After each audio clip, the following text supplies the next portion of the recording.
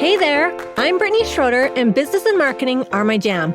I'm here to walk you step by step through this crazy thing we call business.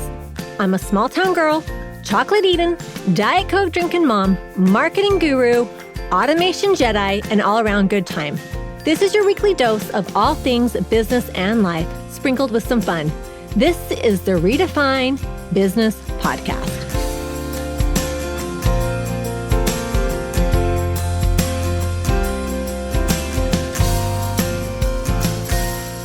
Welcome to another episode of Redefine Business Podcast. I'm excited for a return guest / friend / client. I feel like all of the things, but welcome to the podcast, Liz Carroll, bestselling author of the book Rich and Radiant. Welcome, Liz, to the podcast. Thank you, Brittany. Thanks for having me again. It's fun to come back. I know it is. It is. Liz, tell my listeners, for if this is their first time meeting or hearing about you, tell my listeners a little bit about you and what you do. I am a former corporate saleswoman that got into a role back in, the decades ago, right? That's the thing to look back at. It's so long ago. And I got myself into a position where I just felt like I was on, with money, I was on a treadmill set at level 5, and I could not turn it down. I couldn't get off. I just felt exhausted. I felt like I wasn't good with money. I felt like there was just so many things I didn't know. And I had to make a decision. So at that point, I created a plan.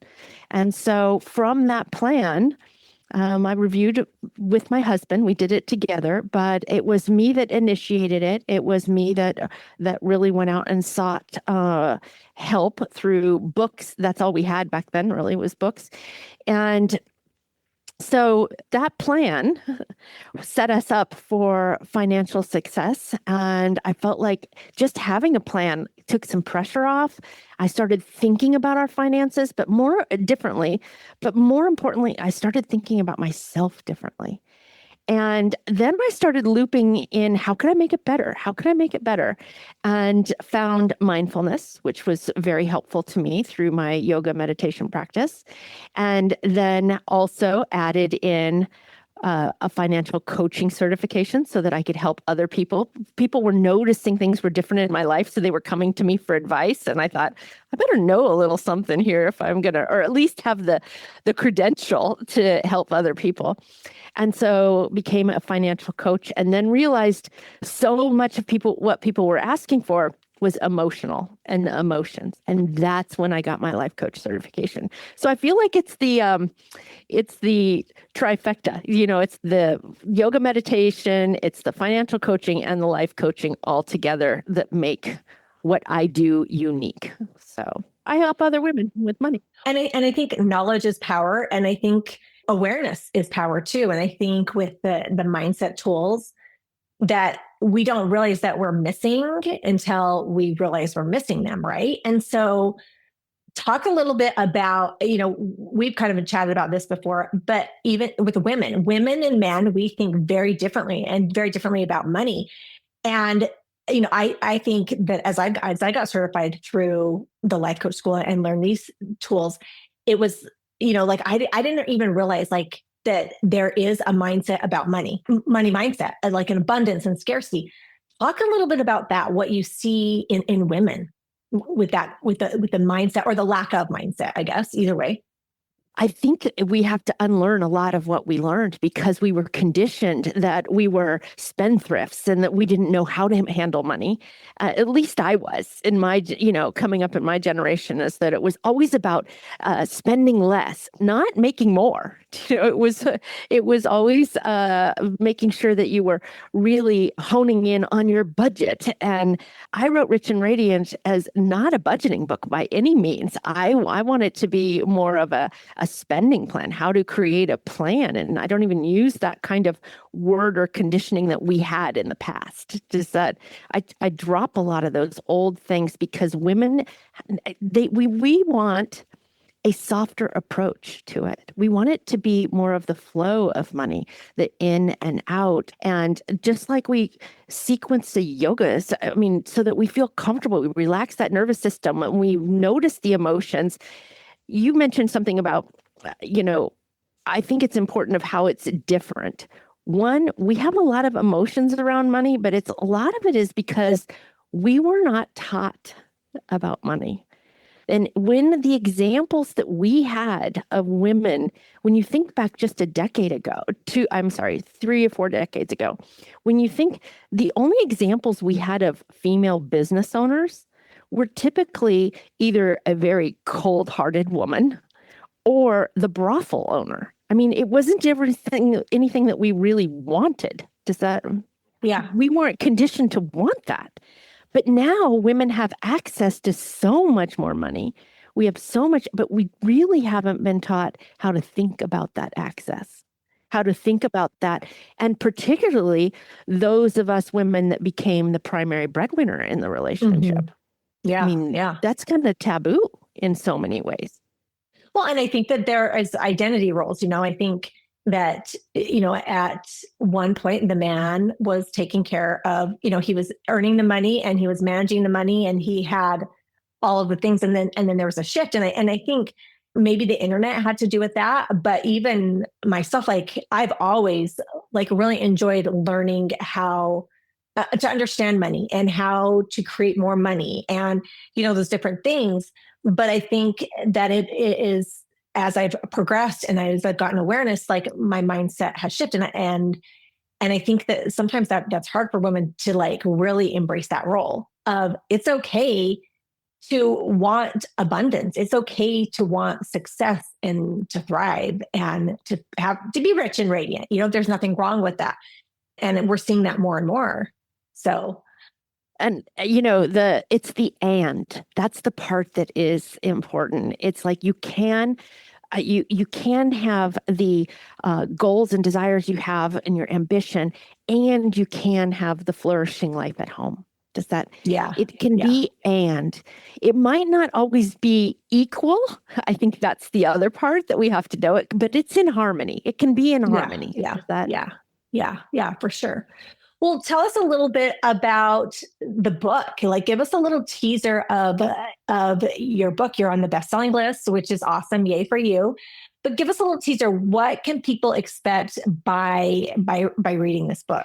Well, the book is really about redefining wealth and you finally taking the time to give yourself a little space and grace to define what you really want. So what is wealth to you?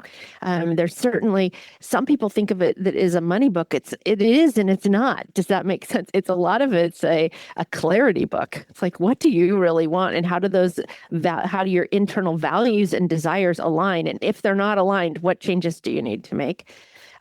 So that you reduce the financial pressure. I think that's the number one thing that people get out of the book is that they reduce the financial pressure. We start naming some of the emotions that come up around money. We also have to identify some things we need to unlearn. I had to unlearn some things I learned from my parents about money. Yeah. And so that was really important, and that's in the book. We also do talk about things like the math of the moment.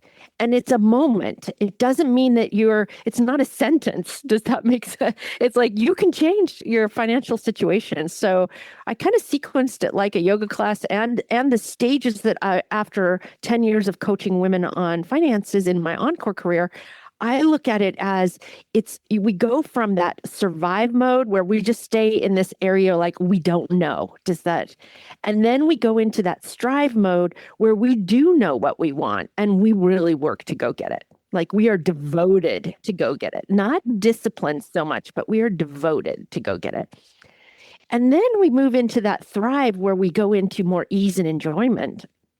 And I think that it doesn't mean that you are always going to stay in thrive. Sometimes you slide back to survive. Something can come up and you feel that survival mode again. And it's okay, but naming it, knowing where you are on a given day in those 3 pillars, where are you and how do you want to move forward and show up? So we create that emotional and financial freedom because we name it. What do we want? Yeah. How much is it? We put some math to it. There's definitely math associated to it. We also do something where we build security without burnout. A lot of women are feeling so burnout at work because they're working so hard, but they don't really know what they're working for and they're not feeling fulfilled in it. Yeah. So Yeah. how do we build that security? And I do that through building a safety net. So it's kind of an interesting thing because as we learned at the, in life coaching, it's like, oh, you can just think your way into confidence, right? There's that mindset approach, but there's also that there's some numbers that can have you feel a little more confident. So it's like Yeah, for sure. It's both. So we identify that number that has you feeling safe and confident, and you build to that one, and then you build to the next one, and then you build. So it's a both. Yeah. I love it. I love it. Well, where can my listeners, first of all, where can they find you? And then where can they find your book? I'm on Instagram on Mindful Money Coaches. But the book is on Amazon, so they can find it there. It's Rich and Radiant by Liz Carroll. And that's that ampersand, Rich and Radiant, on the website there's a lot of free resources from the book. And I think that's a great place also to start aligning those values and desires. And that is at Be Rich and radiant.com. So they can find me there. And I'm so happy to help people. I love, the reason I wrote the book is because I wanted to have more women to have access to the information.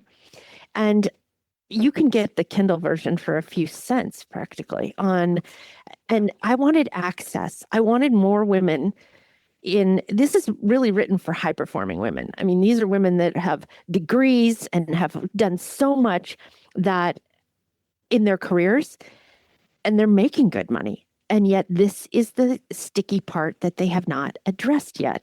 And that's the money. And you also speak for corporate events, you speak to women. Talk a little bit about that. Yeah, I have found I'm kind of riding this wave of corporate women's resource groups.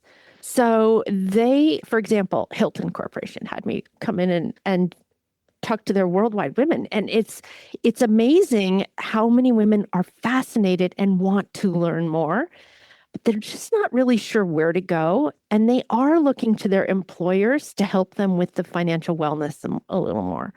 And it's an easy lift. Does that make sense? Like we can get them just even thinking about how are they thinking about money? Most of them haven't taken the time to do that. And I have a great exercise that I do in those workshops that have women at the end going, I had no idea. I have never thought about it this way.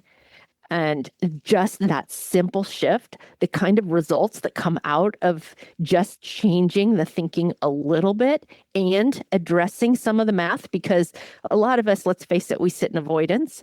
So when we feel safe to look at some of the numbers and put some desires down on paper, it's amazing the transformations that happen. Yeah, I love that. I love that. Well, you can check out Liz, and I will put all those links in the show notes so that you can find her. She has some really great resources, like she said, if you are ready to get started and ready to switch your mindset, or you want her to come and speak at an event. She is amazing. So, okay, Liz, I like to end all my podcasts with asking my guests 2 questions. You've been here before, so you know the routine, but start with a pet peeve. What is a pet peeve? Okay, so I was thinking about this. Tailgaters driving is a total pet peeve. It's like especially now when I have like my grandson in the car or something, I'm like, please just give me a little space. Give me some space. Give me some space. That is a good one. All right. What is a simple pleasure? And I think I already knew what her simple pleasure was before I even asked her, but what is a simple pleasure, Liz? Oh, a simple pleasure and something that will always be on my spending plan is to have fresh flowers in the house. I have absolutely, now even better is when I grow them, and you'll see from the book cover I talk about one of the things that I feel that is so rich and radiant in my life is that I grow a lot of flowers and give those bouquets away. I try to do a bouquet a day.